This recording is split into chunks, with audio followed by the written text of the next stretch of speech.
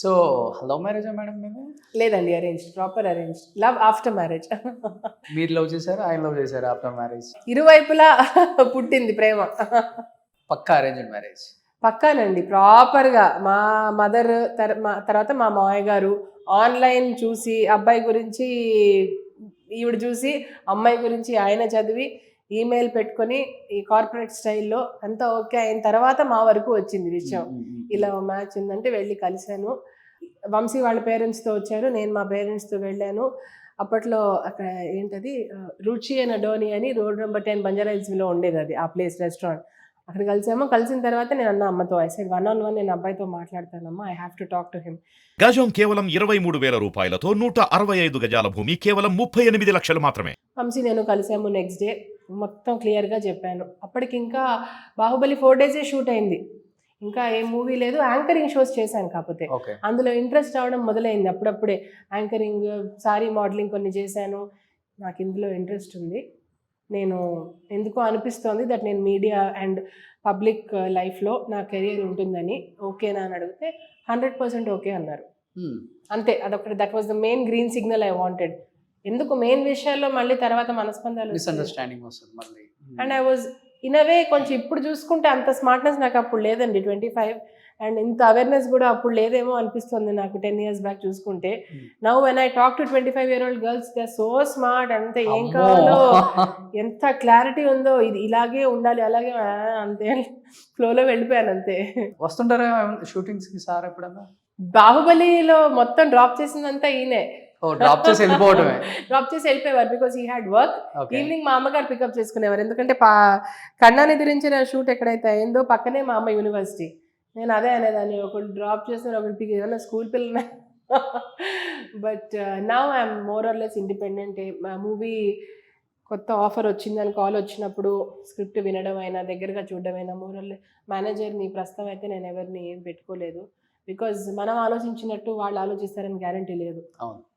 నేను ఆ స్క్రిప్ట్ విన్నప్పుడు నాకే తెలుస్తుంది నేను పక్కా ట్రెడిషనల్గా ఉండాలి మీరు చేసే క్యారెక్టర్స్ అన్నీ కూడా, అలా ఉంటేనే మీకు అని మీరు అంటున్నారు. బట్ నేను అలాంటివి ఏమి లిమిటేషన్స్ పెట్టుకోవట్లేదు. I want to try everything. తెలియదు మరి ఇప్పుడు వరకు ఆ డైరెక్టర్స్ కి మిమ్మల్ని అలా చూసి అలానే ఊహించుకుంటున్నారు.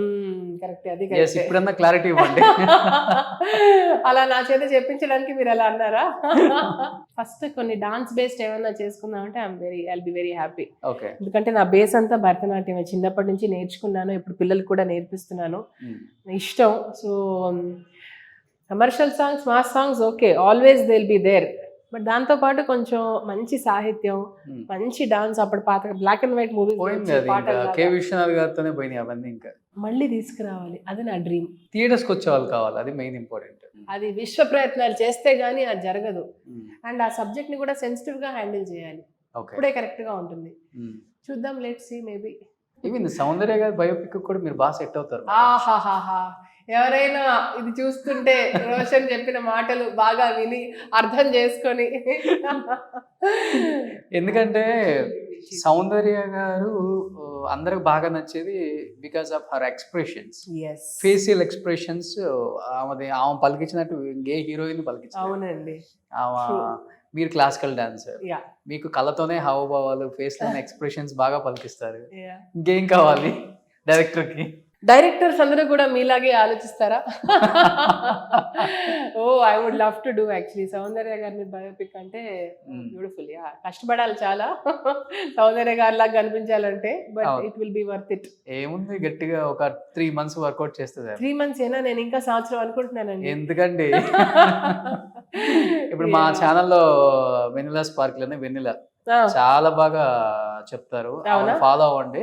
వెయిట్ లాస్ బాగా తగ్గుతారు 3 months లో. అవునా? రీసెంట్ గా సినిమా వాళ్ళు కూడా చాలా మంది తగ్గి వాళ్ళు కూడా వీడియోస్ చేశారు.